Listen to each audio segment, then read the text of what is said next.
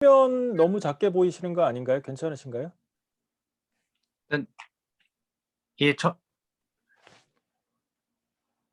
예, 저는 지금 괜찮습니다. 예, 네. 네. 그러면 보이시나요? 네네. 네. 네. 그 슬라이드 쇼로 열어 주시고요.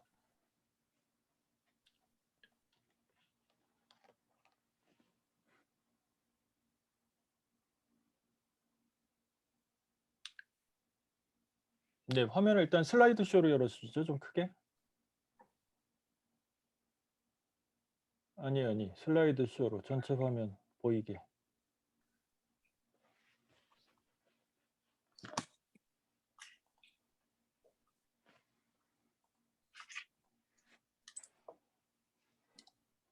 잠시만요. 슬라이드 쇼로 했는데 이게 아마 그쪽 화면에서는 변경이 안 됐나 보네요. 아, 그래요? 혹시 지금 슬라이드 네. 쇼로 했는데 네네. 됐나요? 됐습니다. 아, 네. 네. 알겠습니다. 그러면 저희 SSK 발표회를 시작하겠습니다. 보통 해외 학자들을 초청해서 영어로 하는 모임들이 많은데 오늘은 한국말로 자유롭게 토론할 수 있는 드문 기회고요. 한상원 선생님이 최근에 발표하신 인간과 시민의 이데올로기적 권리 선언 막스 아렌트 발리바르라는 글을 발표하시겠는데요. 매우 흥미롭고 여러 가지 쟁점이 많이 담겨 있습니다. 그래서 1시간 정도 전후해서 진행하려고 하는데 한 30분에서 40분 정도 발표해 주시고요. 끝나고는 제가 뭐 지정 토론자여서 약간 10분 정도 질의를 드리고 답변을 하신 다음에 오늘 참석하신 다른 분들의 또 질문을 받아서 계속 토론을 하도록 하겠습니다. 그러면 발표를 부탁드릴게요. 예, 감사합니다, 선생님. 발표 시작하도록 하겠습니다. 네, 인간과 시민의 이데올로기적 권리 선언이라는 제목으로 제가 이제 발표문을 썼는데요. 그 발표문을 혹시 그 고진우 선생님 그 발표문도 그 띄울 수 있으면 채팅창에 나중에 자료로 올려주시면 좋을 것 같아요. 아니면은 그 인터넷으로 그 리스나 이런 데 검색하시면은 또 다운받으실 수 있고요. 그 같은 제목으로 제가 이제 연말에 쓴 논문을 토대로 해서 발표를 해보도록 하겠습니다. 네, 다음 화면 부탁드릴게요.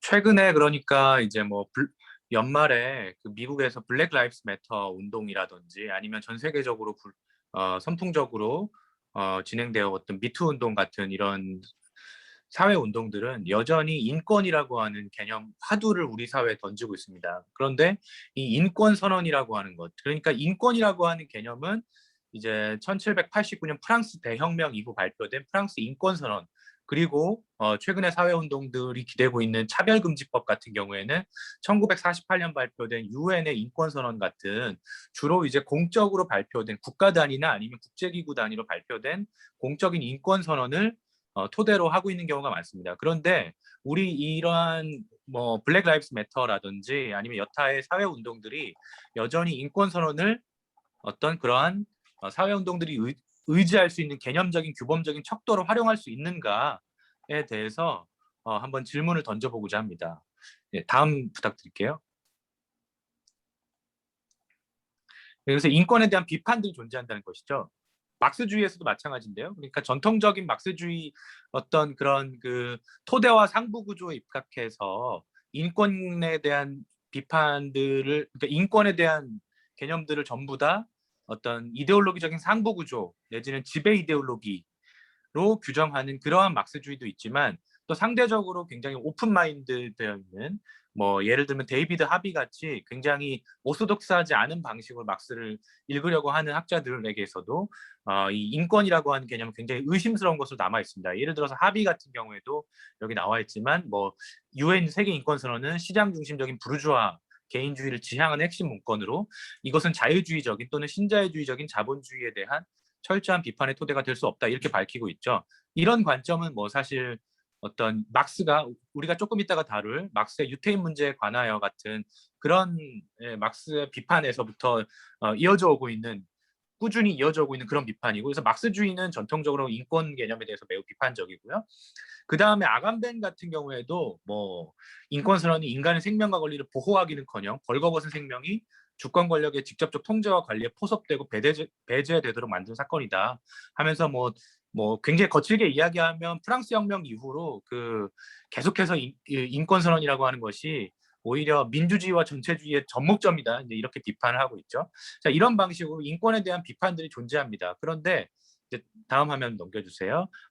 발리바르 랑시에르의 경우에는 이제 인권의 정치를 전개하면서 이런 전통적으로 좌파 진영에서 제기되는 인권 개념에 대한 비판하고 조금 벗어나서 인권 개념 비판을 재비판하면서 인권의 해방적인 가능성에 주목하는 그런 논의들을 전개하고 있습니다. 그런데 양자 사이, 그러니까 발리바르와 랑시에르 사이에는 차이도 있어요.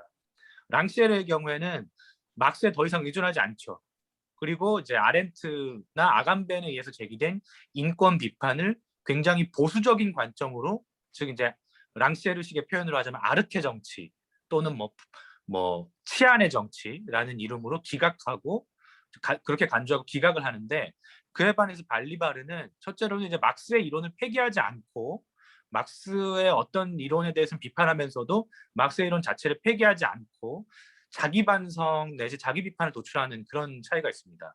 나아가서 이러한 우리가 이제 그 맨 마지막 부분에서 보겠지만, 이러한 막스 이론의 자기 반성을 수행하기 위해서 발리바르는 적극적으로 아렌트에게 의존하고 있습니다. 이것을 통해서 발리바르는 인권 선언으로부터 새로운 시민권에 대한 전망을 도출한다, 이런 것들을 이야기해 볼 수 있습니다.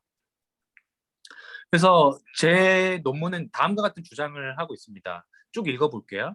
막스와 아렌트의 인권 비판은 권리 그 자체에 대한 비판이 아니며, 따라서 막스의 인권 비판은 현실 사회 국가들에서의 인권 탄압과 직접적인 관련을 갖지 않으며, 아렌트의 인권 비판은 국민국가 외부의 인간에게 아무런 권리가 없다는 냉소가 아니다. 오히려 권리가 수행되는 특정한 제도적 틀에 대한 비판으로 해석되어야 한다. 막스는 시장의 권력을, 아렌트는 국민국가의 배타성을 근거로 근대 사회의 핵심적인 두 제도들인 시장과 국민국가, 이런 제도들이 근대성의 핵심 가치인 인권의 실현을 본질적으로 저해하고 있다는 역설에 대한 예리한 그런 통찰을 보여준다. 이러한 통찰은 발리바르에게 연결되며, 그는 인권선언의 이념을 폐기하는 것이 아니라 급진적으로 재구성해냄으로써 오늘날 필요한 시민권의 정치를 도출해낸다. 이런 주장을 하려고 합니다. 그래서 먼저 막스에 대해서, 막스의 인권 비판을 살펴보고, 그 다음에 아렌트를 살펴보고, 마지막으로 발리바르, 이렇게 살펴보고자 합니다. 그래서 막스의 인권선언 비판은 막스가 청년기에 쓴 유대인 문제에 관하여라는 저작에서 집중적으로 표현되고 있습니다. 이 저작에서 막스는 이제 정치적 해방이라고 하는 개념에 대해서 비판하고 있는데요. 그에 따르면 프랑스 대혁명이라든지 미국 혁명과 같이 이른바 부르주아적인 정치혁명이 이루어진 국가들에서도 완전한 인간 해방이 이루어지지 못했다는 거죠. 그러면 어떻게 되느냐? 인간은 정치적 공동체 내에서의 공동체적인 존재로서의 삶과 시민사회에서의 사적인 인간으로서 삶이 분열되고 있다는 겁니다. 그래서 전자, 그러니까 공동체적인 존재로서의 시민을 시뚜아yen, 불어로 시뚜아yen이라고 할 수가 있겠고, 후자, 사적 인간으로서의 시민을 부르주아, 경제적인 시민인 부르주아라고 이렇게 부를 수 있겠죠. 그래서 하나의 인간이 통일성을 갖지 못하고 시뚜아yen이자 부르주아로 분열된다는 거예요. 그리고 프랑스 인권선언과 같은 이런 인간과 시민의 권리선언은 정치적 시민으로서의 인간이 아니라 경제적인 부르주아로서의 이기적인 인간, 그러니까 후자, 경제적인 시민, 부르주아의 권리이고, 부르주아의 모습을 자연적인 모습으로 제시함으로써 오히려 부르주아적인 그런 권리만을 제시하고 있다는 것이고요. 그래서 지금 보시듯이 1793년 헌법 2조에서 선언되고 있는 평등, 자유, 안전, 소유의 권리를 뜯어보면 이것들이 결과적으로 다 부르주아적인 권리에 불과하다는 거예요. 인간의 권리라고 포장되어 있지만 실제로는 부르주아의 권리에 불과하다는 거죠. 예컨대 자유는 뭐냐? 타인의 권리에 해를 입히지 않는 한 모든 것을 허락하는 그런 자유다라고 되어 있는데, 막스는 이걸 뭐라고 비판하느냐면, 그거는 결국 고립되어서 자기 자신으로 돌아가는, 그러니까 자기밖에 모르는 모나드로서의 인간의 자유 아니겠느냐, 이렇게 비판합니다. 또 평등도 마찬가지로 그러한 고립된 모나드들의 평등이기 때문에 따라서 정치적인 의미를 갖지 못하고 비정치적인 의미만을 갖는다. 안전도 마찬가지로 재산을 지키는 치안, 폴리차이의 그런 권리만을 의미하지 않겠느냐. 결국 모든 것은 평등, 자유, 안전, 그 다음에 소유가 나오듯이 결국 모든 것은 소유의 권리로 압축되는 것입니다. 사회 전체의 공동선이 아닌 사적 이익에만 골몰하는 공동체로부터 단절된 개인으로서의 이기적인 인간의 탄생으로 귀결된다는 것이죠. 이러한 맥락에서 이제 막스는 유태인 문제에 관하여서 정치적 해방이라고 하는 개념을 비판합니다. 소위 말하는 정치적 해방이란 결국 막스가 보기에 정치적 공동체를 부르주아적인 해방의 수단으로 격화시키는 것을 의미합니다. 그래서 막스는 이렇게 이야기하는데요. 정치적 혁명은 시민사회의 정치적 성격을 지향하였다. 그러니까 폐지하였다. 정치적 혁명은 시민사회를 그 단순한 구성물로, 즉 한편으로는 개인들로, 다른 한편으로는 이 개인들의 시민적 상황을 형성하는 물질적이고 정신적인 요소들로 분해한다.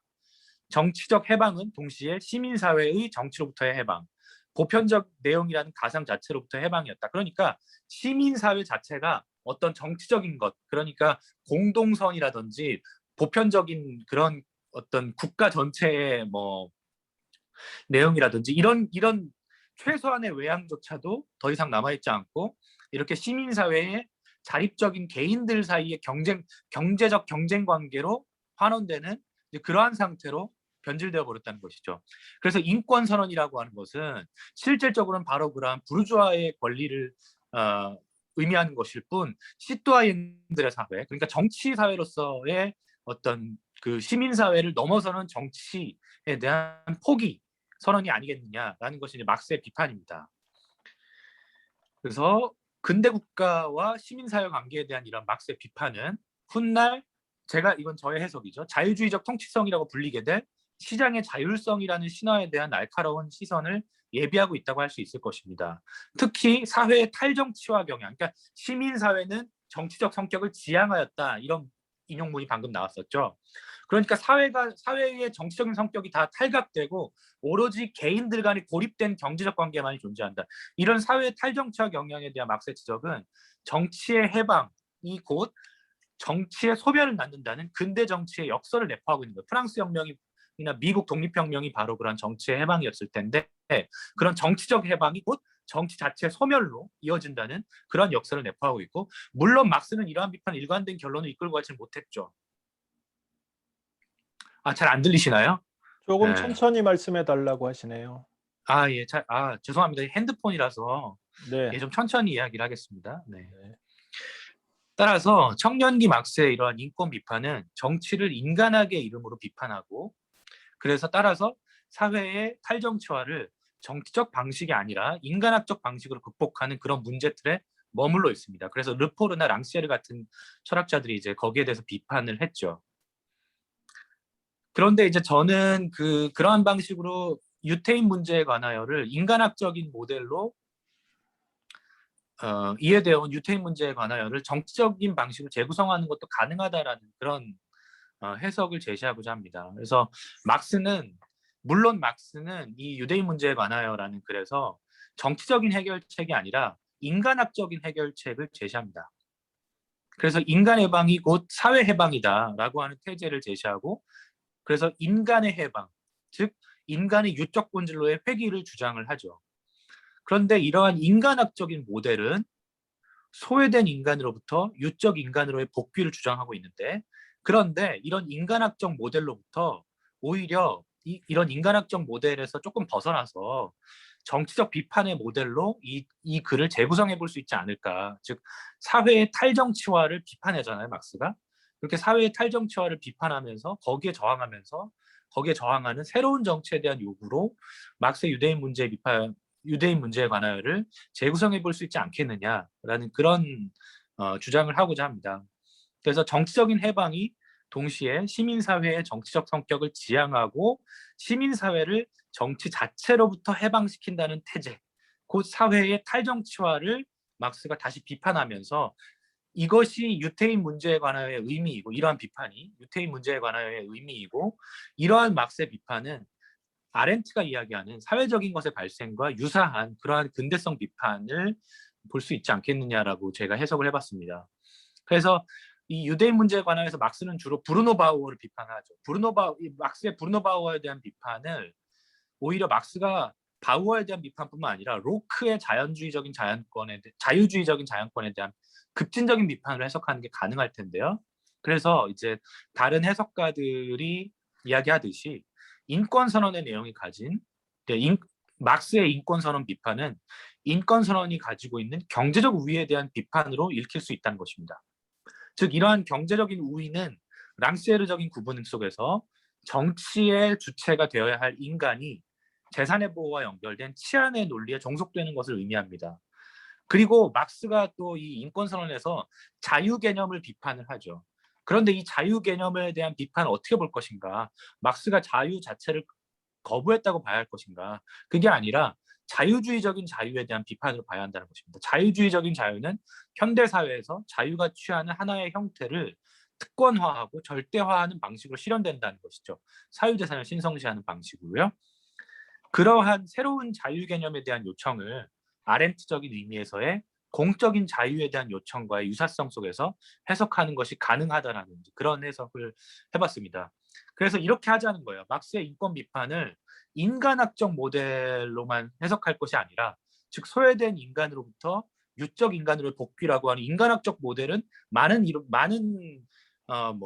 많은 막시스트들이 이미 주장했듯이 거기에는 어떤 한계가 있고, 특히 우리의 관심에 비춰봤을 때는 사회의 탈정치화를 비판하면서도 그에 합당한 정치적 대안을 내지 못하는 근본적인 한계에 노출되어 있다는 것입니다. 그래서 이 저작을 오히려 정치적 비판의 모델로, 즉 사회의 탈정치화를 비판하면서 그 사회의 탈정치화에 저항하는 새로운 정치에 대한 요구로 재구성해야 되지 않을까, 그런 과제가 남아있는 것이 아닐까라는 그런 해석을 해봤습니다. 물론 그럼에도 불구하고 유대인 문제에 관하여 가지고 있는 이 인간학적 모델이 제기하고 있는 이론적, 역사적 한계가 완전히 제거되는 것은 아니겠죠. 그런 한계가 분명히 남아있고, 발리바르는 바로 그러한 한계를 극복하기 위해서 아렌트에 의존한 것입니다. 두 번째로 아렌트의 인권 비판에 대해서 살펴보겠습니다. 아렌트도 막스와 마찬가지로 이 인권 개념에 대해서 비판을 가하는, 가장 강력한 비판을 가한 그 두 번째 경향으로 남아 있는데요.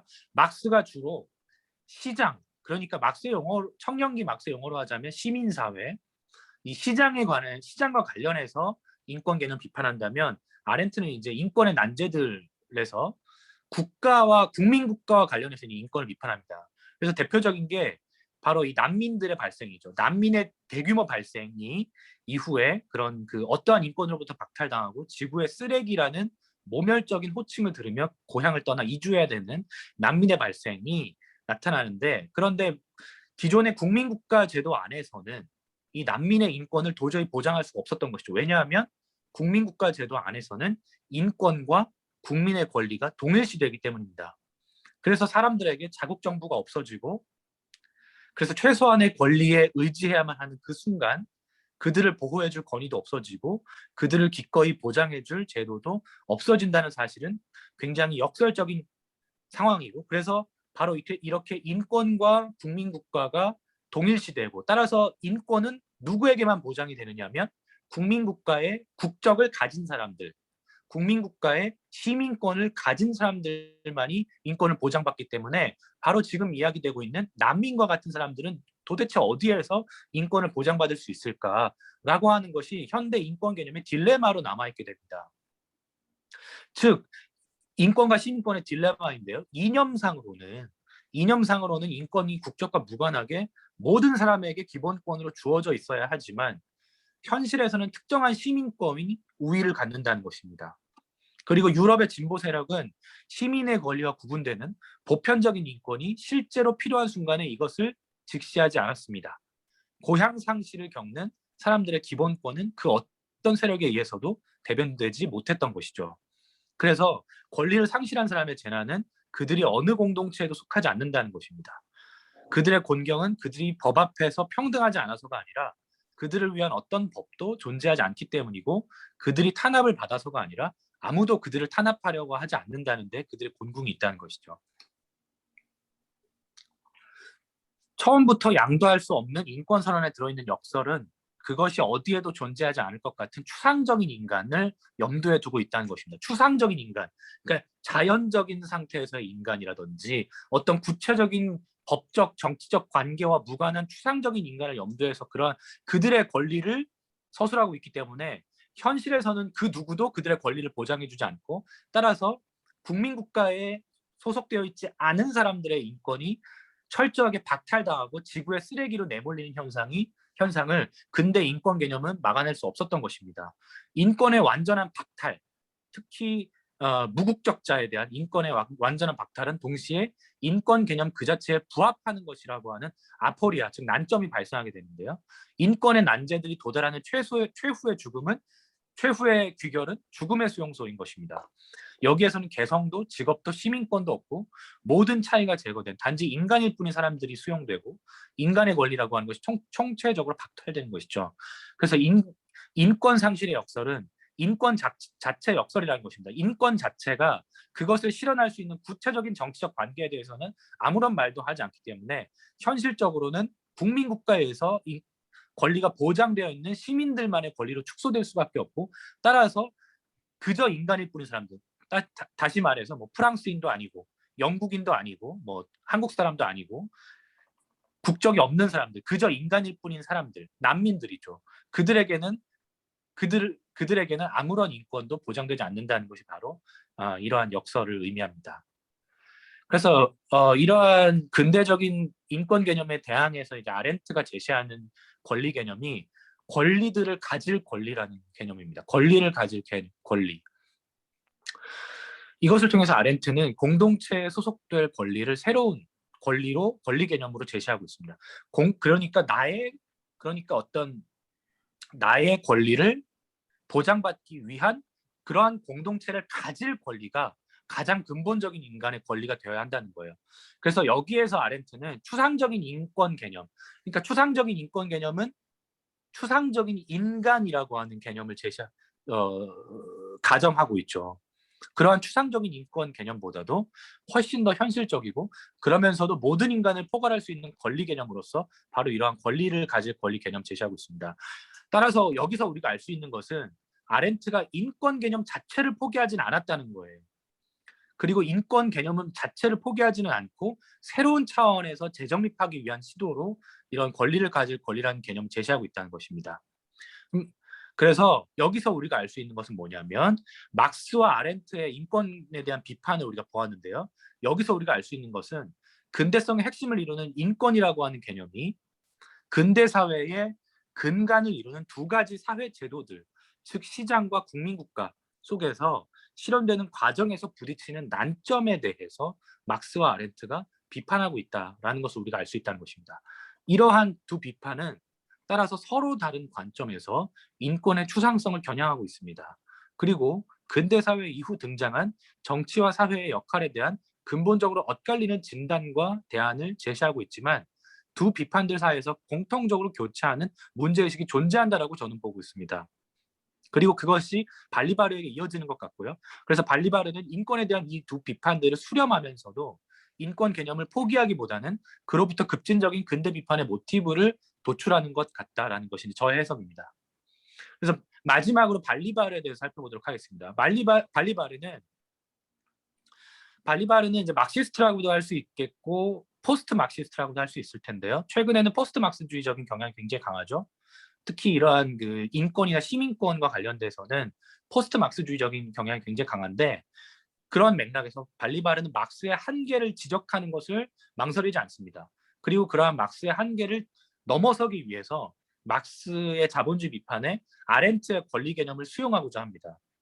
그래서 발리바르는 전통적인 막스주의를 비판하는데요. 전통적인 막스주의 이데올로기론을 비판하는데 이런 거죠. 전통적인 막스주의는 지배적인 이데올로기는 항상 지배계급의 이데올로기다라고 하는 생각을 이게 독일 이데올로기 나오는 이야기죠. 그런데 발리바르에 따르면 지배 이데올로기와 완전히 단절된 그러한 자립적인 피지배계급의 이데올로기라고 하는 것 또는 계급의식이라고 하는 것은 존재할 수 없다는 겁니다. 그래서 지배적인 이데올로기를 항상 지배계급의 이데올로기만으로 보고 그렇다면 거기에 대항하는 피지배계급의 이데올로기가 별도로 존재하는 것처럼 그렇게 가정하는 것은 잘못되었다는 것이죠. 그래서 발리발에 따르면 지배계급의 이데올로기는 반드시 피지배계급을 체제내로 통합하면서도 그들에게 지배에 저항할 수 있는 합법적인 공간을 제공하기도 합니다. 그래서 지배계급의 지배는 그러한 헤게모니적인 방식으로 이루어지고 있기 때문에 발리발에 따르면 피지배계급의 저항은 반드시 지배계급의 이데올로기가 가진 관념적 또는 이상적인 보편성에 호소함으로써 이루어질 수밖에 없다는 거예요. 다시 말해서 피지배계급의 저항 역시도 지배 이데올로기와 동떨어진 어떤 독립적인 공간에서 벌어진 것이 아니라 바로 그러한 지배계급의 이데올로기가 가진 보편적인 성격을 이용함으로써 이루어질 수밖에 없다는 것이죠. 이와 관련해서 발리바르는 막스의 정치 개념이 갖고 있는 아포리아를 지적합니다.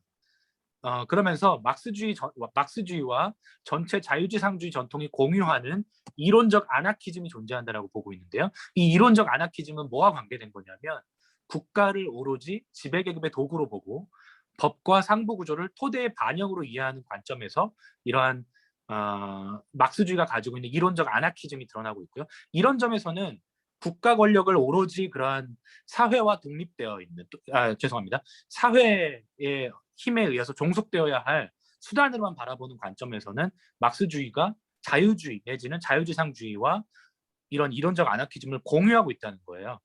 그리고 실천적으로는 대안적 정치의 창출이 아니라 반정치로 귀결된다라는 것이 막스의 정치 개념이 갖고 있는 아포리아입니다. 이와 관련해서 제가 마르크스의 정치적인 것이라는 제목의 논문을 마르크스주의 연구에 쓴 적이 있는데요. 관심 있는 분들은 그 논문을 한번 검토해 보시는 것도 좋을 것 같습니다. 발리바르는 이렇게 막스주의가 가지고 있는 이론적 아나키즘 지적하면서 제도 일반, 즉 사실상 정치 일반을 거부하는 것이 아니라 제도 안에 부정성을 기입하는 것을 그 목표로 합니다. 이걸 이제 이러한 발리바르의 생각을 이제 인권의 정치에 대입을 하자면 인권선언을 재해석해서 이로부터 발리바르는 어떤 인권선언을 재독해를 해서 그것으로부터 평등자유 명제를 도출하고자 하는데요. 이런 평등자유 개념을 도출할 때 발리바르는 막스주의의 방금 설명드렸던 막스주의의 이론적 아나키즘을 극복하기 위해서 권리를 가질 권리라고 하는 아렌트의 정리를 적극적으로 수용합니다. 즉 권리를 가질 권리라고 하는 아렌트의 권리 개념을 보편적 시민권이라고 하는 물음으로 확장을 해서 이것을 어떻게 해석하냐면 정치체에 대한 권리일 뿐만 아니라 즉 정치 자체에 대한 권리를 해석을 합니다. 즉 정치적 헌정을 구성할 권리이자 봉기의 권리로 해석을 하면서 이때 발리바르는 이러한 아렌트의 권리 개념을 다시 막스하고 결합을 시켜요. 어떻게 하냐면 막스가 직접 서술한 걸로 알려져 있는 인터내셔널 임시규약에 나와 있는 다음과 같은 문장이 있죠. 노동계급의 해방은 노동계급 자신에 의해서 이룩되어야 한다라고 하는 이 문장을 아렌트적인 권리를 가질 권리 개념의 봉기적 양상에 대한 완벽한 묘사로 그렇게 해석을 합니다. 자, 이와 관련해서 발리바르는 이 아렌트의 권리를 가질 권리 개념을 평등자유라고 하는 본인의 명제로 이제 연결을 시키는데요.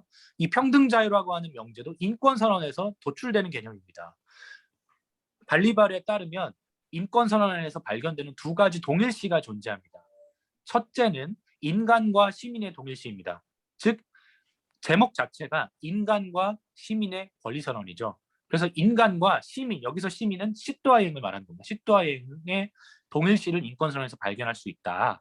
그런데 이거는 암묵적으로 막스에 대한 비판을 함축하고 있는 거예요. 아까 우리가 봤지만 막스는 프랑스 인권선언은 인간과 시민의 권리선언이라고 했지만 실질적으로는 시또아행이 아니라 부르주아의 권리선언에 불과하다라고 단정 짓고 있죠. 그런데 발리바르는 그러한 막스의 해석이 일면적이라는 것입니다. 오히려 프랑스 인권선언을 곰곰 뜯어봤을 때 인간과 시민의 동일시, 그래서 모든 인간을 추상적인 인간으로 보는 것도 아니고 또 모든 인간을 부르주아로만 보는 것도 아니고 그 안에는 인간을 시민으로 보고 있는 관점이 묻어난다라고 한 것입니다.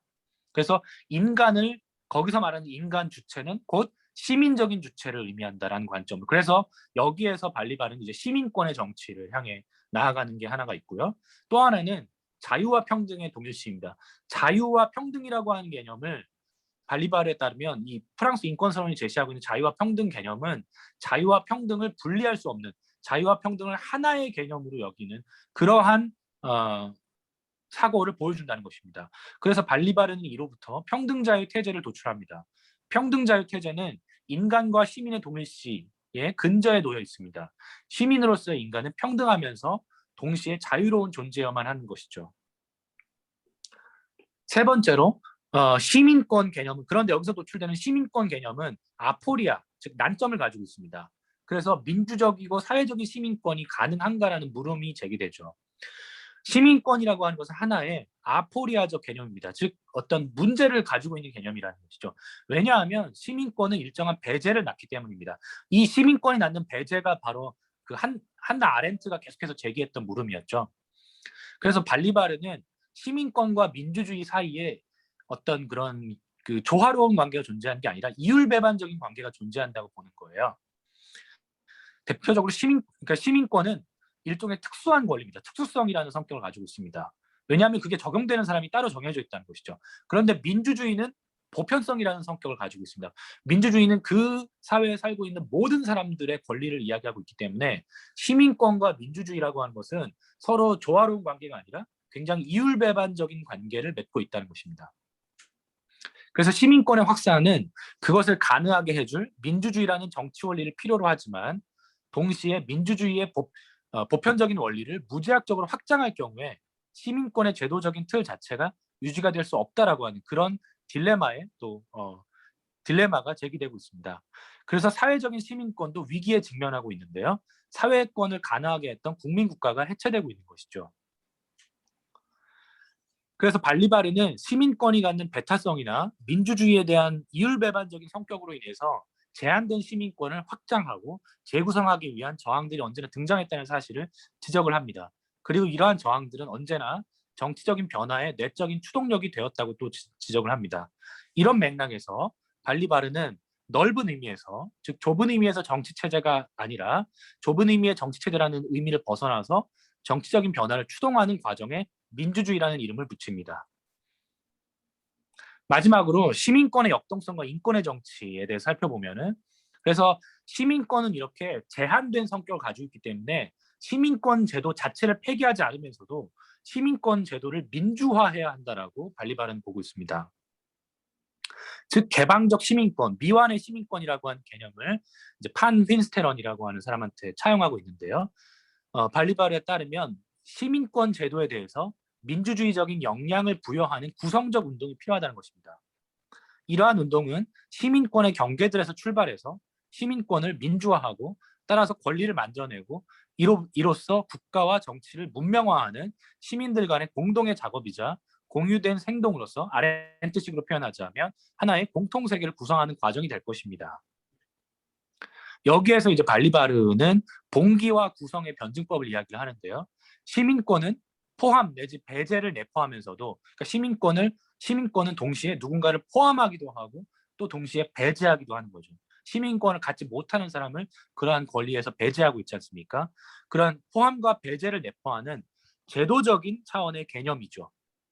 그러나 동시에 시민권은 주체적인 개념이면서 시민들의 주체화를 낳을 수 있는, 시민들이 어떠한 권리를 가져야 한다라고 하는 그러한 명제들이 왜 나에게, 뭐 랑시에르식으로 이야기하자면 왜 나에게는 그러한 권리가 보장되지 않는가, 나에게도 그러한 권리를 허락하라라고 하는 새로운 주체화로서의 정치를 낳을 수 있는 그러한 개념으로 전환될 수도 있으며, 그러한 주체화의 봉기적인 계기들은 또 새로운 제도적인 요소들을 구성할 수 있을 것입니다. 그래서 한편에서는 시민권이라고 하는 걸 둘러싸고 봉기가 일어나기도 하고, 그러한 봉기는 시민권을 민주화하고 새로운 제도적 틀로 만들어낼 수 있고, 그렇게 해서 봉기와 구성의 변증법이 가능하다는 것이죠. 이것은 이미 1789년 이래 인권선언이 포함하고 있는 이념이기도 합니다. 이런 의미에서 민주주의의 발명은 동시에 민주주의의 보전이기도 하다는 것입니다.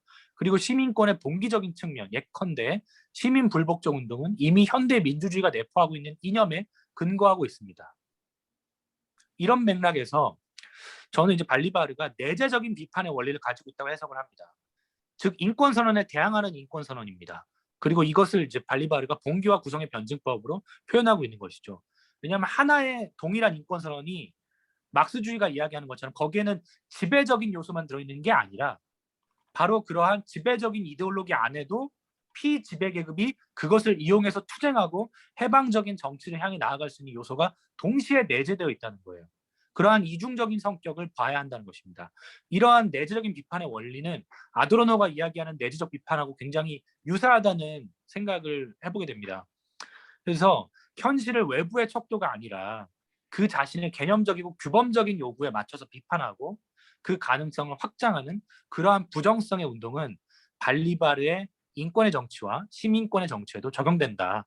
이렇게 저는 해석을 해봤습니다.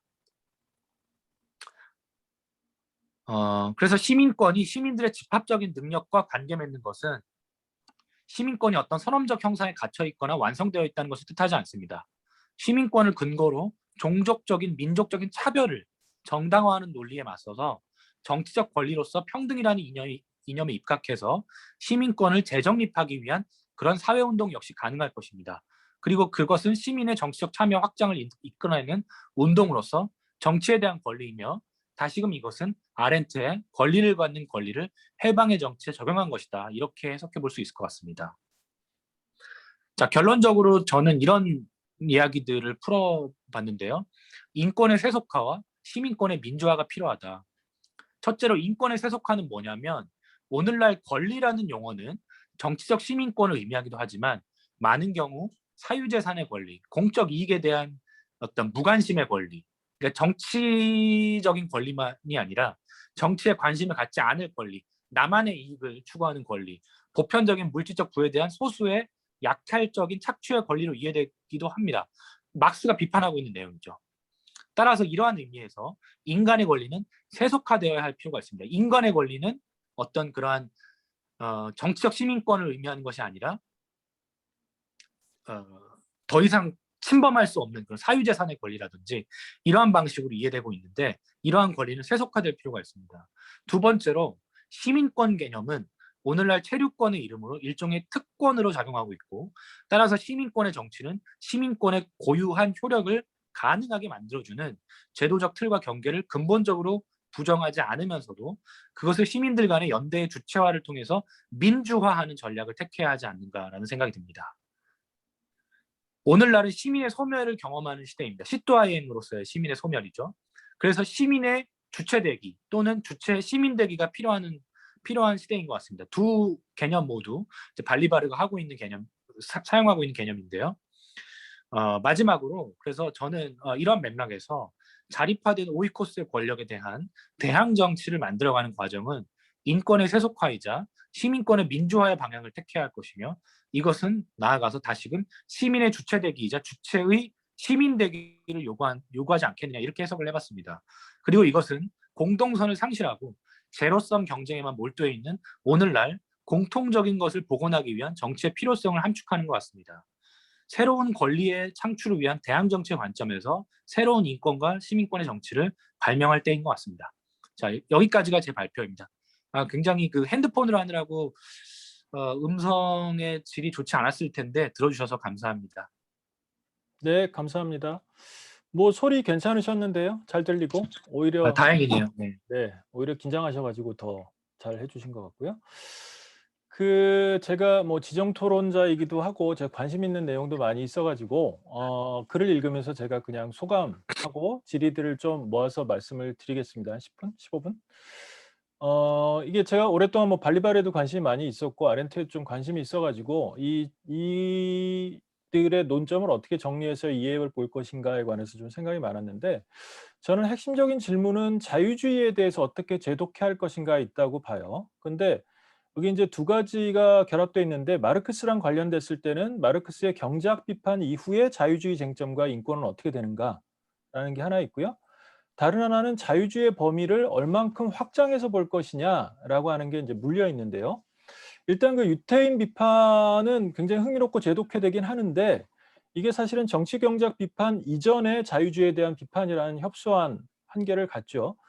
그리고 뭐 아까 소외론에 대해서도 많이 이제 언급을 하셨지만 많은 비판은 이게 사실 부정의 부정 도식을 가지고 설명을 한 것이라 그러니까 기존의 공동체의 분유로서의 개인 그러니까 특성이 없는 그러니까 개인이라고 할 수 없는 어떤 존재들의 시대가 있었다가 그다음엔 칸트적인 고립되고 유적 본질을 가진 그렇지만 사회적 유대로부터 분리되어 있는 고립된 개인의 시대가 있고 이 특성 없는 고립된 추상적 개인의 그 두 번째 단계가 있다가 그게 부정의 부정을 거치면서 공동체하고 통일되고 유적 본질을 실현하는 개성적 개인이 공산주의로 약간 표상화되는 이 부정의 부정의 도식이 있는데 이게 자유주의에 대한 비판일 수는 있는데 추상적이고 비역사적이고 도덕적 비판의 수준을 넘어설 수 있느냐라는 근본적인 한계가 있잖아요. 그러니까 사실은 그래서 막스도 사실은 여기서 머물지 않고 경제학 비판으로 나갔는데 이걸 잘 보여주는 측면 중에 하나는 로크에 대한 비판이 로크를 다른 사람하고 구분하지 못했던 것이고 로크가 가지고 있는 노동가치설이라고 하는 거를 표준으로 삼아서 자유주의 시대를 열려고 했던 중농주의자들이 왜 중요했는가가 전혀 이 시대에는 포착되지 못하고 있거든요. 그 얘기는 어떻게 보면 경제학의 제도화와 그 제도화에 따른 자유주의가 만들어가는 어떤 제도적 실천의 변화라는 걸 전혀 포착하지 못하고 아주 큰 역사 철학적인 관점에서만 보려고 했던 게 아닌가. 그래서 이 글이 가지고 있는 한계는 경제학 비판의 전 단계인 것 같고요. 그럼 이제 경제학 비판으로 넘어가게 되면 자유주의에 대한 질문 자체가 바뀌는 게 아니냐라고 생각이 들고요. 이거는 어떻게 보면 알투세르가 이데올로기적 국가장치라는 질문을 제기했고 푸코가 생명관리 정치라고 하는 데서 통치성이라는 질문을 제기하면서 자유주의를 훨씬 더 폭넓게 보기 시작했던 장치라는 관점하고 이제 좀 관련이 있다고 보이는데요.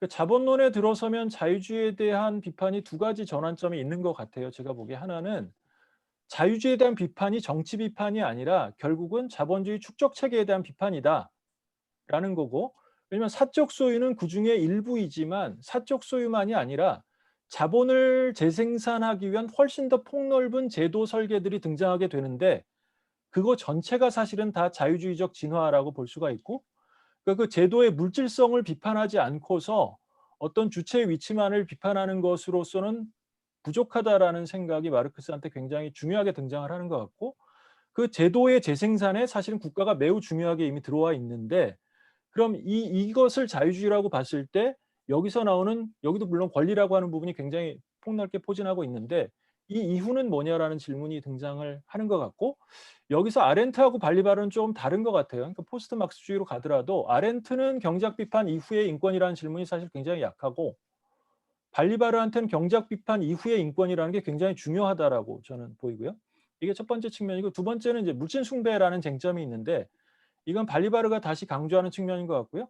그러니까 자본주의 시대의 권리와 물질 숭배라는 질문은 어떻게 연관되느냐라고 했을 때 이것도 권리에 대한 법적 담론으로 등장하는데 인간과 인간의 권리가 사이의 권리가 아니라 사물 대 사물, 사물과 사물 사이의 권리가 뒤집어진 형태로 나타나는데 이게 자유주의하고 어떻게 관리에 관련되는가를 생각해 보면 저는 그 페르존이라고 하는 그 인격이라고 하는 게 헤겔의 관점에서는 개인 주체의 인격이었는데 20세기 자유주의로 넘어가면 굉장히 중요한 변환이 발생하게 되는데 그게 물신 숭배적 구도가 법률적 형태로 나타나는 거고 그게 법인격의 탄생이라고 보거든요. 그러니까 리걸 퍼스는 그러니까 현재 존재하는 20세기의 모든 법률은 사법이죠. 경제법은 다 법인격들 사이에서의 관계거든요. 개인 주체가 아니라. 그리고 개인 주체는 사실은 법인격들의 관계를 반영해서 나타나는 형태가 되는데 그러니까 이 자유주의의 진화는 어떻게 보면 홉스적이거나 로크적인 세계하고는 굉장히 다른 자유주의이고 그럼 이걸 넘어선다라는 질문이 덧붙여져야지 사실은 발리바르의 질문들도 이해가 되는 게 아닌가. 그래서 이게 경제학 비판 이후의 질문이라고 하는 측면이 중요하다고 좀 보이고요. 그다음에 이제 아렌트 태제, 아렌트 공리라는 걸 발리바르가 어떻게 받아들이는가에 대해서 이건 이제 스펙트럼이 굉장히 넓은데 이걸 소극적으로 해석하는 데서부터 굉장히 적극적으로 해석하는 데까지 편차는 넓은 것 같은데 지금 한상원 선생님이 소개하시는 부분들이 많기는 한데 그게 어떻게 보면 너무 소극적인 방식으로 독해가 될 수 있지 않을까라는 생각이 들어서요. 세 가지 정도의 쟁점이 있는 것 같아요. 하나는 그 국민의 동일성을 제시하는 그걸 이제 해석하는 발리바르의 중요한 포지션은 뭐냐면 그 국민적 동일성이 20세기에 중요한 건 인민 주권이 현실화되는 과정에서 나타나게 되었는데 결국 그 위험성이 뭐냐를 보는 거고 그러니까 지금 이제 제시하신 거는 거기에 배제되는 자들을 어떻게 담아낼 것인가인데 다른 측면은 거기에 담겨 있는 자들이 얼마나 위험해지는가라는 것들을 보여주는 측면인데요. 그러니까 대중의 공포라고 하는 게 대중들이 얼마나 공포스러워질 수 있는가를 보여주는 게 사실은 그 아렌트를 빌려온 측면인 것 같고요. 그게 어떻게 보면 극단적 폭력에 대한 이야기잖아요. 그러니까 초객관적이고 초주체적 폭력이 등장하는 게 주권자 인민이 가지고 있는 공포와 희망 때문에 나타나게 되고 그들이 결국은 비인간들을 배제하려고 하는 어떤 시도들이 나타나는데 그게 어떻게 보면 인권의 양면이다. 그러니까 아렌트에 대한 질문이라고 하는 것은 사실은 다른 사람을 얼마나 포용적으로 담는가의 질문뿐 아니라 거기에 담겨 있는 자들이 얼마나 위험해질 수 있는가를 제동하는 것이 매우 중요하다라는 이 질문이 있는데 이것도 어떻게 보면 그 경작 비판 이후라고 볼 수가 있겠고요. 특히 20세기적인 어떤 시스템의 등장인 것 같고요. 두 번째는 여기 이제 베나비브의 아렌트 해석도 좀 너무 소극적으로 하신 게 아닌가. 그러니까 공기와 헌정의 변증법도 보면 여기서 약간 기존에 있는 권리들을 다른 사람한테 넘겨줘야 되는 것처럼 보이는데 사실은 이 이야기를 통해서 발리바르가 이야기하려고 했던 건 없는 권리를 만들어내는 과정이 매우 중요하다라는 얘기였고 그 없는 권리를 만들어내는 게 옛날에 보면 이제 노동권, 여성권 이런 것이고 지금은 유럽에서의 시민의 권리라고 하는 게 굉장히 중요한 기존의 권리로 인정되어 있지 않았는데 권리를 어떻게 담아낼 것이냐라고 하는 부분들이 이제 중요했던 것 같은데 그런데 이것과 관련해서 세 번째 문제는 그런데 이렇게 권리의 권리가 낳는 폭력성과 배제성이라는 문제가 또다시 있다라는 얘기고 그게 아까 첫 번째 그하고 다시 관련이 되는 것 같고요. 그래서 평등 자유 태제만으로는 해결이 안 되는 문제가 있어서 발리바르는 혁명의 문명화, 그다음에 민주주의의 민주화를 강조하는데 그래서 시빌리테의 정치라고 하는 게 작동해야 된다라는 게 사실은 어떻게 보면 굉장히 중요한 포지셔닝인 것 같은데 이 11대 정치를 작동시켜야 되는 거는 왜 그러냐 하면 그게 권리의 권리가 낳는 위험성이기도 하고 그게 어떻게 보면 그 레프트 포퓰리즘에 대한 발리바르의 경계거나 경고인 부분도 있다라고 좀 보이거든요. 근데 그렇게 봤을 때는 발리바르의 질문들이라는 건 아까 이제 제기를 하셨지만 민족 국가가 위기에 등장하고 민족 국가가 복잡성의 감축자가 되지 못하는 그 상황을 염두에 둔 그다음의 정치에 대한 세팅이기 때문에 이건 굉장히 역사적인 세팅을 기본적인 전제로 한 것이고 그러니까 하여튼 발리바르는 그런 의미에서 이 경작 비판 이후라고 하는 부분들을 굉장히 중요하게 깐 게 아닌가. 뭐 이런 부분들을 조금 더 부각시키면 좋지 않을까 좀 그런 생각을 해봤습니다. 제 질문과 코멘트는 여기까지. 네, 그럼 뭐 네. 답변을 좀 하실까요? 사실 제가 답변할 수 있는 그 답변을 충실하게 할 수 있는 내용들이라기보다는 그 좋은 코멘트로 제가 받아들이면 될 것 같고요. 그러니까 경작 비판 이후에 그러니까 자본론 이후에 막스의 자유주의 비판하고 그 그러니까 거기에는 이제 여타의 그 물질화된 제도들에 대한 비판 플러스 정치 경제학이라고 하는 뭐 학문에 대한 비판도 있고 나아가서 사실 이제 자본론 1권 같은 경우에는 노동권 뭐 노동법의 제정과 같은 경우에는 이제 권리에 대한 비판도 분명히 들어 있는데요. 그러한 그 어떤 경제학 비판 이후의 자유주의 비판하고 이 청년기의 자유주의 비판 사이의 간극에 대해서 말씀을 해주셨는데 그 부분에 대해서는 뭐 저도 충분히 선생님 말씀이 옳다고 생각을 하고요. 그런 그 경제학 비판 이후에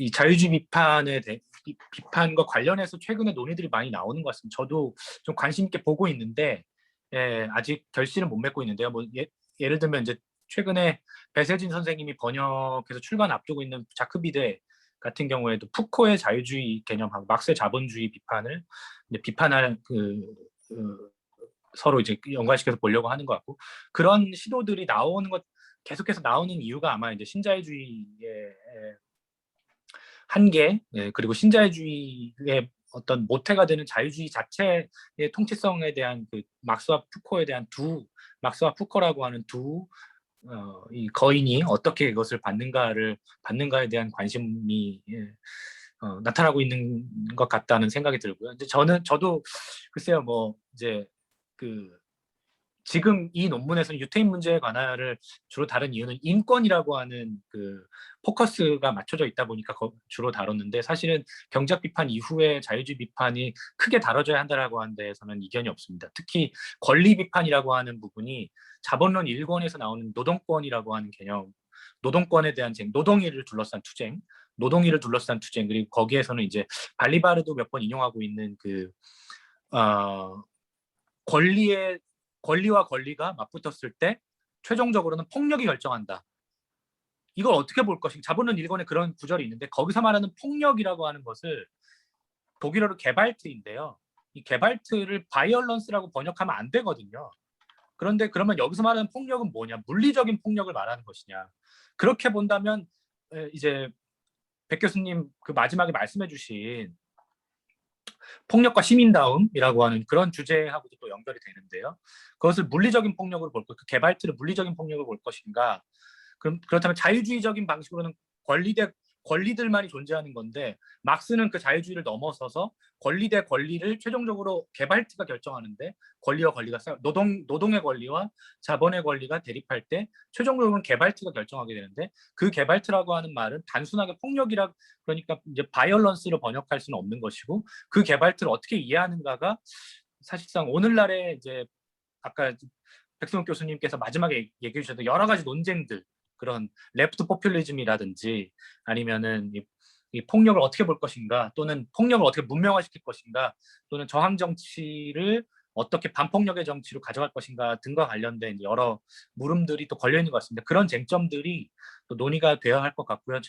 제가 이제 지금은 못했지만 앞으로 해보고 싶다 이런 말씀을 좀 드리고 싶고 예 그렇습니다. 그래서 두 번째 해주신 질문은 제가 사실 답할 수 있는 능력이 잘 안 되고요. 대중들의 공포라든지 이런 부분들 또는 이 부분은 조금 이제 제가 읽기로는 발리바르가 없는 이제 봉기와 구성의 번증법을 이야기를 할 때 권리들에 대한 권리를 이야기할 때 없는 권리를 만들어낸다라기보다는 기존에 제기된 권리들의 틀 안에서 새로운 정치적 봉기들이 가능하고 그것을 통해서 오히려 어떻게 보면 정치체를 가질 권리 내지는 그것을 정치체를 가질 권리가 나아가서 정치 자체에 대한 권리, 즉 정치적인 헌정을 만져낼 권리로 그렇게 발리바르가 이해하는 것이 아닌가라고 저는 생각을 했었거든요. 그래서 없는 권리를 만들어내는 것이 아니라 기존의 권리들 기존의 시민권이나 기존의 인권의 틀 안에서 그것들을 급진적으로 재해석함으로써 어떻게 그러한 틀 안에서 봉기가 가능해지는가 그리고 그것이 어떻게 단지 기존의 헌정이나 기존의 제도들을 반대하는 것뿐만 아니라 그것들이 그 틀 안에서도 새로운 헌정의 창출로 나아갈 것인가라고 하는 그런 방식으로 약간 그래서 저는 발리바르가 좀 어떻게 보면 제가 굉장히 소극적으로 해석했다는 교수님의 말씀이 맞을 수도 있는데요. 저는 굉장히 내재적 비판으로서 발리바르를 좀 읽어왔던 것 같고 거기서 오히려 발리바르의 매력을 다른 여타의 어떤 탈주의 철학들 어떤 무에서 유를 창조하는 것이 번역 정치다라고 주장하는 다른 뭐 네그리주의라든지 다른 여타의 경향들에 비해서 발리바르나 아니면 심지어는 랑시에르가 가지고 있는 매력들이 그런 내재적 비판으로서의 정치를 이해하는 것과 관련되지 않을까라고 저는 그렇게 해석을 해왔는데 어떻게 보면 그게 그러다 보니까 조금 소극적인 해석에 치우치지 않았는가라고 또 반론을 들을 수도 있겠구나라는 생각이 들기도 합니다. 그리고 좌파 포퓰리즘 문제에 대해서는 사실은 그 교수님 말씀해주신 문제도 있는데 오히려 좌파 포퓰리즘 같은 경우에는 그러니까 무패가 옹호하는 좌파 포퓰리즘의 경우에 오히려 이것이 폭력적인 경향으로 나아가기 때문에 그래서 대중들의 공포로 이어지기 때문에 문제다라고도 할 수 있겠지만 오히려 사실은 지금 무패가 제기하는 좌파 포퓰리즘론은 사실은 굉장히 체제 내적인 어떤 의회 중심의 투쟁들의 무패가 일관되게 뭐 포데모스라든지 아니면은 시리자라든지 아니면은 그 멜랑숑이라든지 여기는 전부 다 의회주의적인 경향들이거든요. 그래서 사실은 좌파 포퓰리즘의 또 하나의 한계는 자유민주주의를 어떻게 이용하면서도 넘어설 것인가라는 고민을 못하고 있는 게 무패나 좌파 포퓰리즘의 문제가 아닐까라는 생각이 하나 들어요. 물론 저는 무패와 관련해서도 그런 내재적 비판의 전략, 최근에 제가 쓰고 있는 글이기도 한데요. 무패가 자유민주주의를 단지 그냥 그 부르주아적인 걸로 거부하는 게 아니라 어떻게 하면 그 안에서 칼 슈미트적인 의미의 정치적인 것이 가능할 것인가 라는 질문을 던지고 자유민주주의를 이용해서 자유민주주의를 넘어서는 그런 전략을 택하고 있다라고 하는 것이 무패 어떻게 보면 라클라우나 무패 급진민주주의 전략을 갖는 강점이기도 한 것 같은데 그럼에도 불구하고 그들이 갖는 동시에 한계는 자유민주주의를 넘어서는 측면에 대해서는 너무나 적게 말하고 있지 않는가 이런 또 생각을 하고 있습니다. 굉장히 두서없는 답변입니다. 두서없는 답변이라서 죄송하고요. 예, 저의 답변 여기까지 하겠습니다. 네, 감사드리고요. 이게 발리바르하고 푸코하고 공유점이 있다고 점점 있다고 저는 보는데 그게 자유주의 바깥은 없다라고 하는 이야기인 것 같고요. 자유주의 바깥이 없다라는 이유는 자본주의와 자유주의를 다른 거로 보면 안 된다라고 하는 생각인 것 같아요. 그거는 근데 이제 그랬을 때 자유주의는 정치 이념만이 아니라 그 자본 재생산을 만들어내는 제도적인 배치이기도 하고 다른 한편 국가 간 체계의 질서이기도 하거든요. 루즈벨트적 질서라고 하는 그 모든 것들을 다 포함하는데 그러다 보니까 아까 그 발리바르의 봉기와 헌정의 변증법은 논쟁이 될 수밖에 없는 지점이 있는데 한편에서 발리바르는 그거를 베냐민적인 신적 폭력이라고 보진 않으려고 하고 그걸 제어를 하려고 하고 굉장히 하버마스적이거든요. 그런데 그런 의미에서 새로운 권리라고 하는 걸 굉장히 강조한다라고 하고 저는 볼 수가 있는 것 같아요. 근데 그 새로운 권리가 어떻게 폭력적으로 가지 않을 수 있는가에 대한 고민인데 왜냐하면 유럽의 통합에서는 기존의 권리의 틀 속에서는 이게 설정될 수가 없거든요. 그러니까 어떻게 보면 마스트리트 조약 때까지 다시 복귀를 해 가지고 유럽을 새로 만들어야 되는데 하여튼 이제 그런 쟁점들은 좀 있는 것 같은데 뭐 하여튼 흥미로운 이야기들인 것 같고요. 오늘 여기 또 참여하신 분들이 많으니까 채팅창에 질문을 올려주시거나 아니면 손 들고 발언을 해주시면 질문을 몇 개를 받고 토론해 보겠습니다. 네, 손들기 기능도 있고 채팅창에서 질문을 해주실 수도 있습니다. 너무 어려운 주제라 그런가요? 아주 쉽게 잘 설명해 주셨는데요.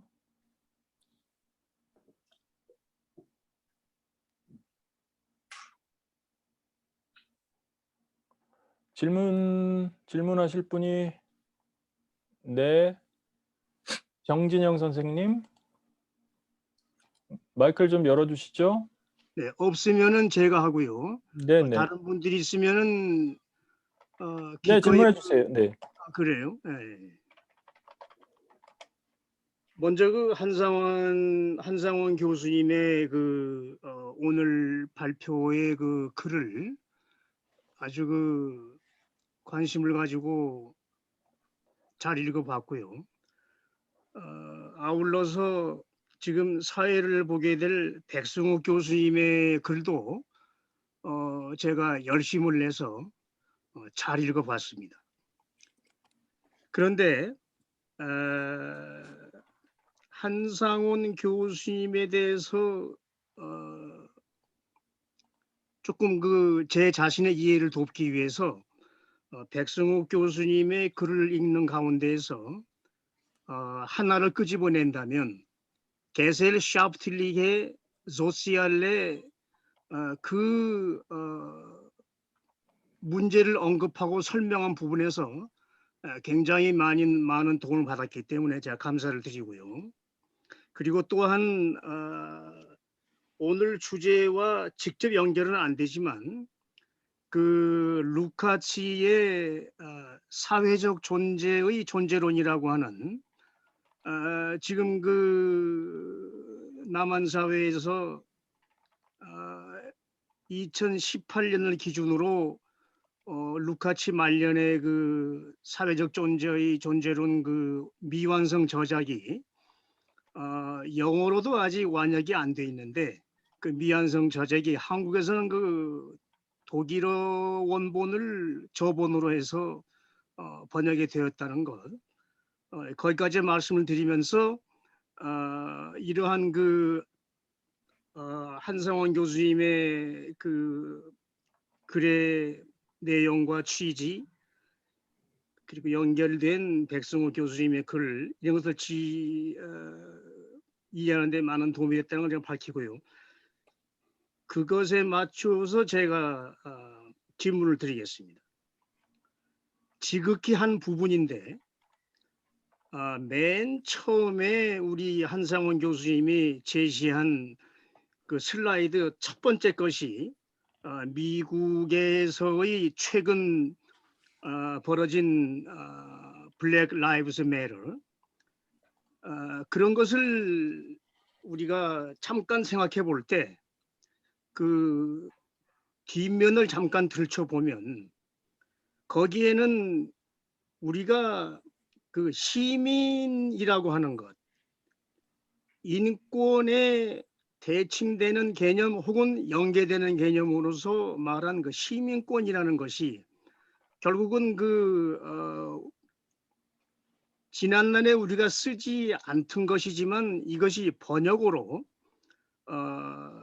시민 혹은 시민권이라는 이름을 쓰게 되었단 말이에요.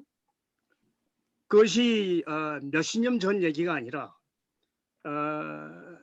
불과 한 20년도 안 됐다고 저는 생각하는데 일반 그 연구자 또 대학에 몸담고 있는 교수들이 번역한 그 글에 등장하는 것이 자 다시 그 처음 슬라이드로 돌아가서 미국에서 벌어진 그 블랙 라이브스 매터가 바로 이 문제에 연계되어 있다는 그 뜻은 이것이 단순한 인권이라는 측면에서 출발한 것이 아니라 우리가 잘 알고 있는 그 민권이라는 것에 출발한 거란 말이에요. 흑인들이 시민권이 없나요? 시민권이 있죠. 미국의 시민이죠. 그런데 역설적으로 아렌트가 말했던 권리를 가질 권리, 예, 권리로서의 권리, 권리의 내면에 담긴 권리의 내용을 이루고 있는 그 권리를 흑인들은 가지고 있지 못하다. 이제 그런 의미에서 블랙 라이브스 매터를 우리가 들여다본다면 이 문제는 어떤 면에서는 아주 작은 그 축인 것 같지만 문제의 축인 것 같지만 현재의 전 세계를 관통하는 특히 백승우 교수님께서 잘 지적하신 자본 축적 체제의 붕괴 내지는 자본 축적 체제가 완결 혹은 미완결 자본 축적 체제의 자본의 운동이 컴포지션 구성되고 또 리컴포지션 재구성되어야 하는 수많은 자본의 운동의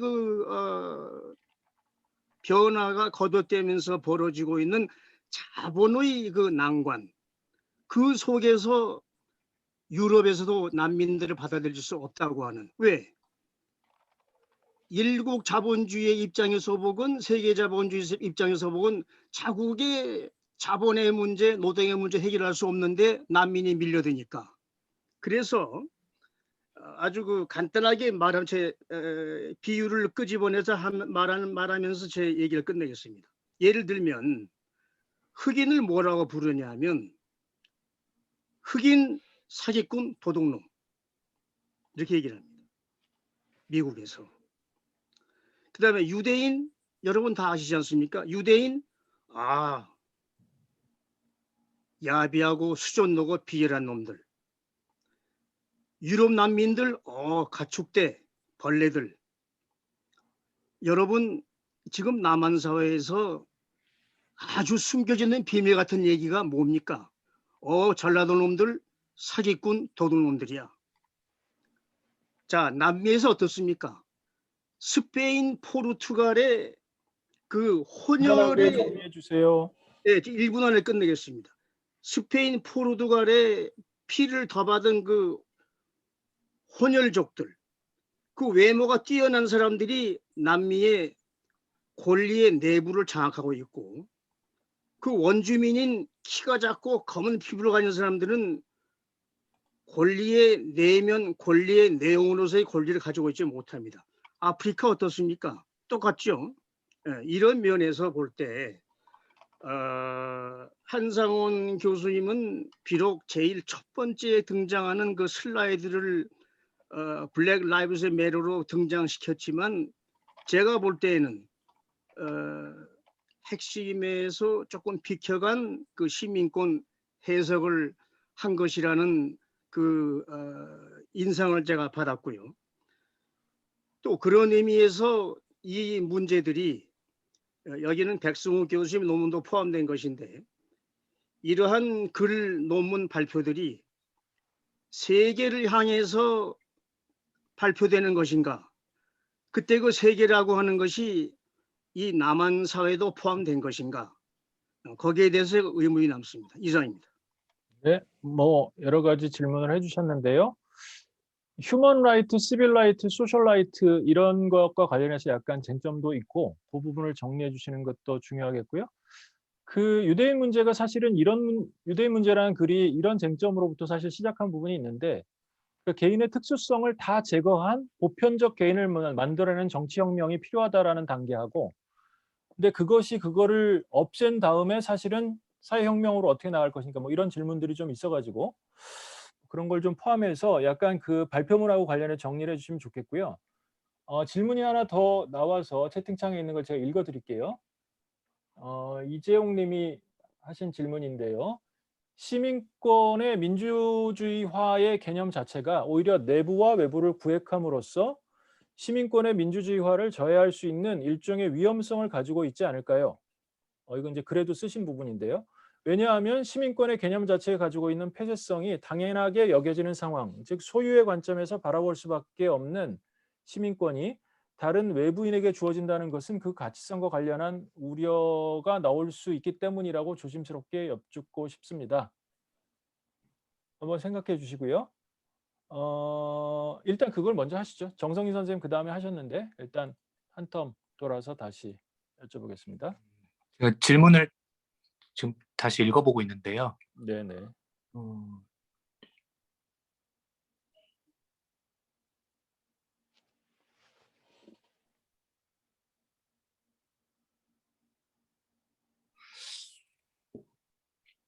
그런데 그 내부와 외부 그러니까 뭐 그 내부와 외부로 나뉘기 때문에 오히려 문제가 있지 않느냐라는 물음이신데 약간 이제 직접 발언을 못 들어서 제가 질문을 잘 이해했는지 모르겠는데요.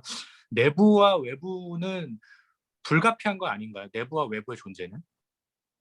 그걸 완전히 뭐 외부와 내부는 없어라고 선언한 우리가 마음속으로 추상적으로 모든 인류는 하나야라고 선언한다고 해서 갑자기 없어지는 게 아니잖아요.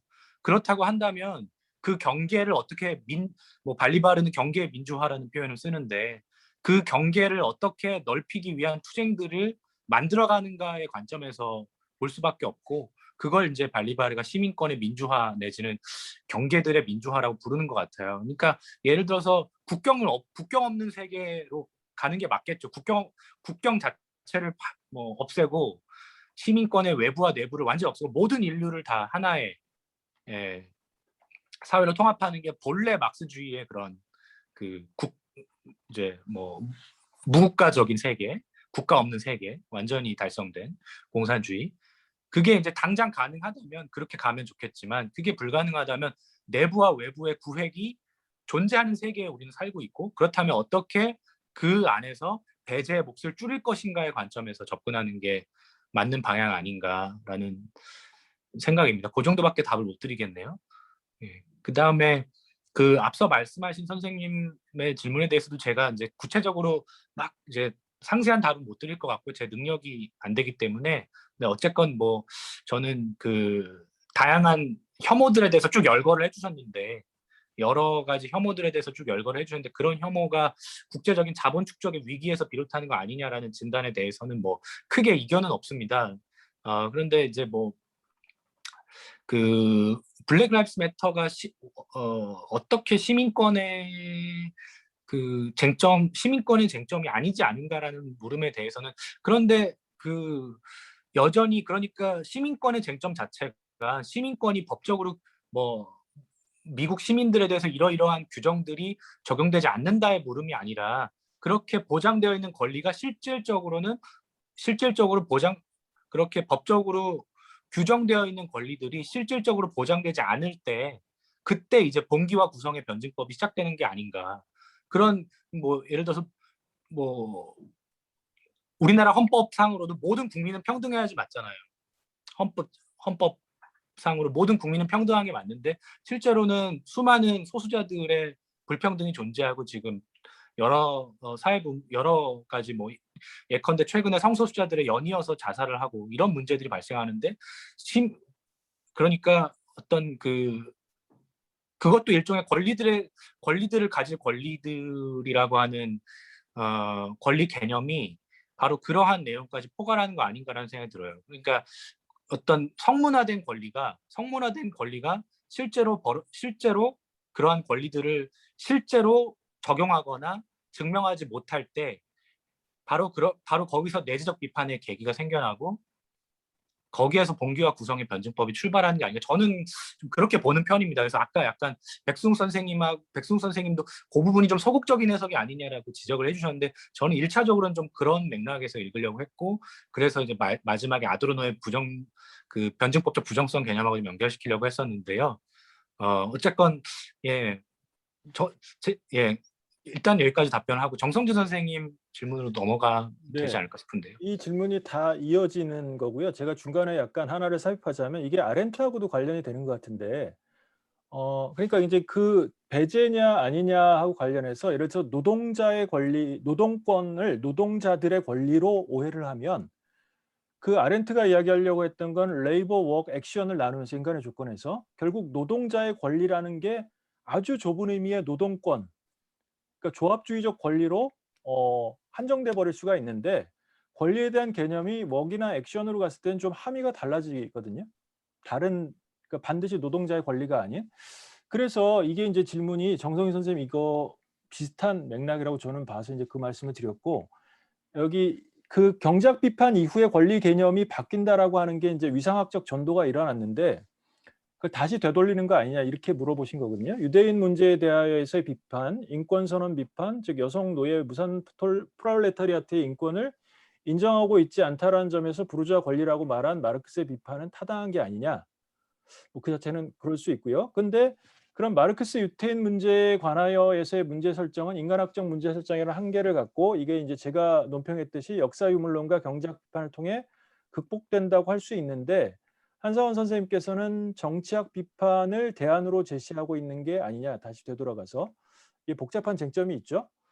그리고 이렇게 논쟁이 전개되는 맥락이 당연히 있고요. 그거에 대해서 약간 좀 추가로 답변을 해주셨으면 감사하겠습니다. 예, 굉장히 복잡한 질문이 맞는 것 같은데요. 그러니까 유태인 문제에 관하여에 대해서 유태인 문제에 관하여에 대한 저의 해석은 1차적으로는 이제 논문 앞부분에서는 유태인 문제에 관하여에 대한 전통적인 비판들이 있는데, 그런 비판들도 타당하지만 그런데 정치적으로 충분히 재해석이 가능하다는 거예요. 유태인 문제에 관하여를. 그래서 가장 대표적인 게 사회를 탈정치화시키는, 그러니까 정치적 해방이 새로운 정치 공동체의 창출로 나아가는 것이 아니라 시민사회를 탈정치화시키는 방향으로 나아갔다라고 하는 이제 그런 막세 비판이 어떻게 보면 현대사회에서 인권 개념이 가지고 있는 아포리아를 굉장히 잘 드러내지 않았는가라고 해석을 그래서 해보려고 하는 거예요. 근데 정성진 교수님 방금 말씀하신 뭐 여성이나 노예나 프롤레타리아의 권리는 배제됐다라는 그런 비판이 막스가 유태인 문제에 관하여서 인권을 비판할 때 핵심적인 비판은 아니거든요. 그거는 주로 다른 좌파들이 이렇게 프랑스 인권선언의 한계로 제기하는 거고, 그건 올바른 비판인데, 올바른 비판이지만 뭐 대표적으로 누굽니까, 올랭프 드 구즈 같은 사람은 여성의 권리가 빠져 있다는 것 때문에 그걸 이제 제기하다가 결국 단두대에서 목숨을 잃었잖아요. 여성혁명가의 관점에서 이제 그런 비판도 충분히 가능하지만, 막스가 주로 비판하는 것은 그런 어떤 배제되는 부분이 존재한다가 막스의 주된 비판이 아니라, 오히려 굉장히 인간학적으로 그 인권선언이 그리고 있는 인간상에 대해서 이제 가하는 비판인데, 저는 반반인 것 같아요. 거기에 대해 그것이 가지고 있는 의미도 있고, 그런데 이제 그것이 가지고 있는 그러다 보니까 막스의 대안이라고 하는 게 결국은 그러면 그런 좁은 의미의 사적 소유에 빠지지 않은 그런 공동체적인 인간, 유적 본질로의 회귀 같은 것을 막스가 대안으로 제시할 수밖에 없는데, 그런 방향으로의 문제 설정은 또 옹호될 수 없는 게 아닌가. 그리고 두 번째 질문으로 이제 넘어가서 거기에 대해서 이제 교수님께서 거기에 대해서 막스가 이제 경제학 비판으로 넘어가면서 아까 이제 백숙 선생님도 말씀해 주셨다시피 그러면서 초기에 자기가 가지고 있었던 생각을 또 극복하는 부분들이 있는데 그것도 맞는 이야기인 것 같습니다. 그래서 그것도 맞는데 저는 정치학 비판의 대안을 제시하는 것이 아닌가라고 이제 물음을 주셨는데요. 사실 이제 저의 관심사가 그렇기도 하고요. 막스주의 이론이 가지고 있는 어떤 그 극복되어야 할 지점 중에 하나가 정치학의 부재 내지는 어떤 그 정치 개념에 대해서 가지고 있는 협소함 같은 것이 막스주의 이론에서 가장 결정적인 부분이 아닌가 그런 부분을 지적해 왔던 것이 이제 그람시 이후에 서구 막스주의의 경향이었던 것 같고 그리고 사실 토대와 상부 구조를 넘어서는 정치 개념이 나와야 되는데 발리바르가 고민하는 지점도 그런 것 같고 그래서 사실은 막스주의가 가지고 있는 근본적으로 정치 개념의 부재 같은 것이 굉장히 뼈아픈 것 같고 그 부분을 좀 해명하는 것이 또 저의 관심사인 것 같습니다. 그 정도만 말씀드리겠습니다. 네, 제가 아까 그 정진영 선생님 질문을 제 방식, 저도 약간 거론돼서 제가 이해하는 방식으로 하면 마르크스가 그 위상학적 공간을 전도했을 때 이전에 정치를 정치 사회에 한정했던 거를 가지고 그거를 자본주의라는 시스템과 제도로 정치의 장소를 옮겼는데 그러니까 이 구조가 바뀌지 않고서는 자유주의를 넘어설 수 없다라고 하는 굉장히 중요한 질문을 던졌고 거기에 게젤샤프틀리히라고 하는 형용사를 집중적으로 썼는데 근데 마르크스는 보통 통상적으로 말하는 정치는 다 조치알이라고 하는 허구적 대상으로 사회적 국가에서 일어나는 거로 생각해서 그걸 배제해 버렸다라는 얘기죠.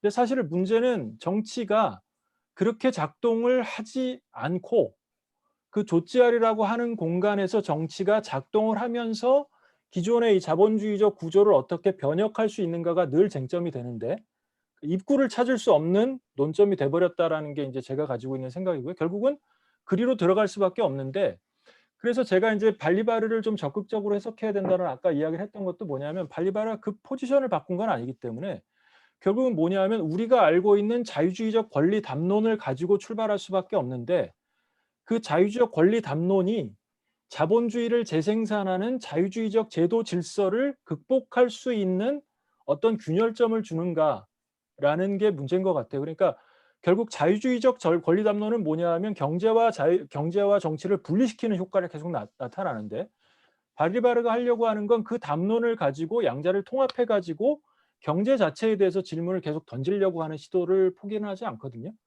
그럼 이제 그게 가능하냐? 그게 가능해야만 사실은 유대인 문제로 직접 돌아가는 게 아니라 사실은 후계의 입장에서 저 차를 이제 끌어안는 것이 될 수 있는데 그런 쟁점 아닐까요? 네, 그런 쟁점인데요. 그 결국은 거기에 대해서 섣불리 답을 못 내리면서도 어쨌건 간에 그런 물음 그러니까 자유주의가 그러니까 백 교수님 말씀하신 대로 자유주의가 그런 자본주의적 축적 체제에 대한 대항할 수 있는 방향으로 나아갈 수 있는 그러니까 자유주의적인 틀의 외부를 가정할 수 없다면 자유주의 내부에서 밖으로 나아가는 그러한 통로가 가능하겠느냐라고 하는 물음에 사실은 발리바르나 뭐 랑시에르나 아니면은 좌파 포퓰리스트들인 그 무페나 라클라우가 전부 다 그런 물음에 지금 빠져 있는 것 같습니다. 그래서 그런 물음을 해결하는 과정에서 정치라고 하는 개념을 다시 생각해야 될 필요가 있는 것이고 정치적인 것의 고유성이라고 하는 물음을 생각하다 보니까 아렌트 같은 사람도 끌어오고 무페는 뭐 칼 슈미트 같은 사람들을 끌어오고 그것이 결국은 막스주의가 정치적인 차원에서 제기하지 못했던 물음들을 보완하기 위한 그런 담론적인 수입들이 이루어지고 있는 것 같습니다. 네. 뭐 이 토론은 주제가 앞으로도 많으니까 또 기회가 되면 계속하기로 하겠고 뭐 채팅창에 혹시 더 질문을 올리신 분은 없으신가요? 시간이 1시간 반 정도, 1시간 20분 이렇게 됐으니까 마무리를 하면 좋겠고요. 네. 제가 그 질문이 있거든요. 네, 고지훈 선생님. 아, 네네.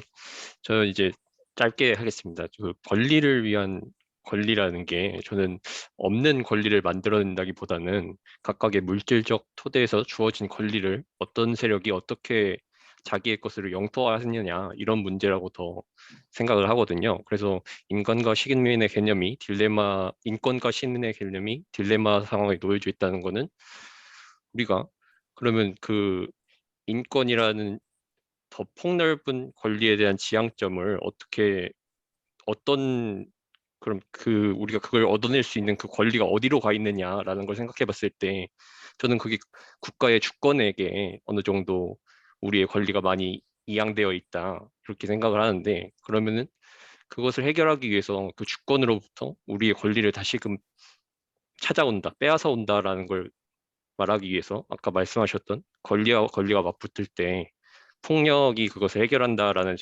문장에서 폭력이 바이올런스로만 해석되면 안 된다고 하셨잖아요.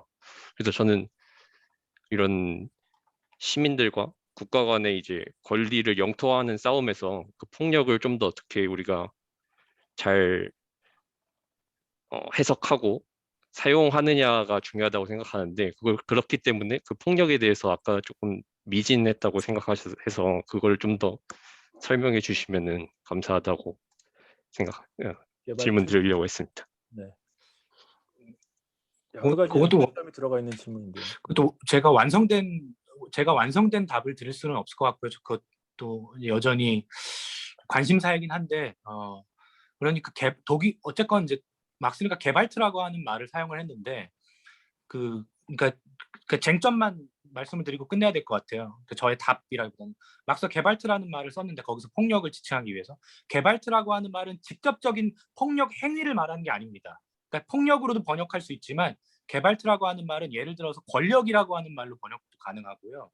다양한 방식의 그래서 발터 베냐민이 신적 폭력이라고 할 때 그 폭력도 개발트인데 그게 정말 어떤 그런 구체적인 폭력 행위를 말하는 것인지 남을 이렇게 때린다거나 가격한다라고 할 때 그런 물리적인 폭력을 말하는 것인지 아니면 베냐민의 신적 폭력이라고 할 때 어떤 거부할 수 없는 압도적인 힘 같은 것을 의미하는 것인지 그것도 이제 불분명한데 막스도 마찬가지로 막스에게서도 마찬가지로 그것이 어떤 노동자 계급이 행하는 폭력 투쟁을 말하는 것인가 아니면 그것이 어떤 정치적인 힘으로 구성될 때 봉기적인 힘이 정치적인 힘으로 구성될 때 나타날 수 있는 어떤 그런 그 역량 같은 개념으로 이해할 수 있는가 이런 쟁점도 하나 남아 있고요. 그 다음에 막스주의와 관련해서는 엥겔스가 그 반듀링론이라는 책에서 게발트의 역사를 이렇게 딱 정리한 게 있어요. 게발트 개념의 역사. 거기서 딱 게발트라고 하거든요. 그래서 발리바르가 그 폭력과 시민다움이라고 하는 책에서 그 엥겔스가 쓴 그 게발트의 역사를 계속 인용하면서 그걸 재해석하면서 막스주의자들에게 어떤 게발트와 관련된 논점이 남아 있는가 이제 이런 이야기들을 정리한 게 있거든요. 그 부분을 한번 보시면 좋을 것 같고 거기에 대해 근데 그래서 그 게발트라고 하는 항목에 대해서 발리바르가 그 막스주의 사전에 들어가는 그 게발트라고 하는 항목에 어떤 그 항목을 직접 기술을 했는데 거기서 완성된 답은 없습니다. 근데 주된 물음은 어떤 국가 폭력에 대항하는 폭력도 필요하지만 그런데 저항 세력의 폭력이 그 자체가 자립화되어서 어떤 더 가공할 만한 그래서 어떤 그 극복되지 않는 폭력으로 남아 있을 때 그것이 나타나는 문제가 있기 때문에 어떻게 폭력을 또 승화시킬 것인가 문명화시킬 것인가 저항적 폭력을 어떻게 승화시키고 폭력을 어떻게 문명화시킬 것인가라는 물음이 이제 발리바르가 제기하는 물음이고 그것을 우리가 재해석하기 위해서는 막스의 게발트 개념부터 다시 봐야 되지 않을까. 그리고 어제 그 아까 백승욱 교수님 잠깐 언급하신 뭐 베냐민의 신적 폭력이라고 하는 개념과 발리바르의 반폭력의 정치는 상당히 굉장히 엇갈리는 개념으로 많은 사람들이 인식하고 있지만 그것을 또 재해석해야 될 필요가 있지 않을까라는 생각이 들어요. 그래서 저도 짧게 그 정도 논점만 말씀드리고 답을 못 드려서 죄송합니다. 예, 저 논점만 말씀드리고 그렇죠. 이런 물음들을 같이 앞으로 공부를 해나가야 되지 않을까라는 정도로만 답변을 마무리하겠습니다. 그 질문이 그래 돌고 도는데 평등자유 태제는 사실은 신적 폭력하고 관련이 될 수밖에 없는 부분이 있어서 답이 봉합되어 있지 않고 항상 새로운 권리에 열려 있는 태제인데 근데 이게 저희가 논의를 하다 보면 우리가 국가에 대해서 논의할 때 그 왜 발리바르가 정치적 그 이론적 무정부주의라는 이야기를 하는가와 관련해서 생각을 해보면 우리가 국가를 논의할 때 같은 개념을 쓰고 있지 않기 때문에 벌어지는 문제가 좀 있다고 보이거든요. 그래서 이게 컨스티튜션으로서 국가인지 헌정으로서 아니면 스테이트 파워를 이야기하는 건지 아니면 스테이트 어페라터스를 말하는 건지는 굉장히 다른 지형이라고 생각이 되고 자유주의는 세 가지에 다 걸쳐 있지만 세 가지에 대해서 표명하는 게 굉장히 다르거든요. 정치도 다르고. 그럼 그 세 가지를 각각 어떻게 넘어설 것인가에서도 다른데, 그래서 어쨌든 저는 자유주의라고 하는 쟁점을 굉장히 확대할 필요가 있다. 그래서 그중에 이제 정치 이념과 관련해서 왜 인권이라고 하는 부분들이 끊임없이 재조명되는가가 이제 중요하고, 그리고 그 측면에서 마르크스의 초기와 후기를 우리가 일단 분절로 단절로는 보지만, 그럼에도 불구하고 마르크스의 삶 전체에선 자유주의를 넘어서는 게 굉장히 중요했거든요. 자유주의와 대면하는 모든 질문들이 왜 처음부터 끝까지 계속됐는가도 뭐 재해석해 볼 필요가 있고, 그러니까 그거를 뭐 경작 비판 이후가 될 수도 있고 이전이 될 수도 있고 다양한 방식으로 독해하는 것은 상당히 흥미있고 중요한 질문이라고 생각이 됩니다. 그래서 다음 기회에 또 한상원 선생님 발표문 또 만드시면 또 이렇게 토론을 즐겁게 한번 해보기로 하고, 오늘은 여기서 발표회를 마치기로 하고 발표자 선생님께 큰 박수를 드리기로 하겠습니다. 예, 감사합니다. 네, 감사합니다. 참여해 주신 모든 분들께 감사드리겠습니다. 백수혁 교수님 감사합니다. 네, 재밌었습니다.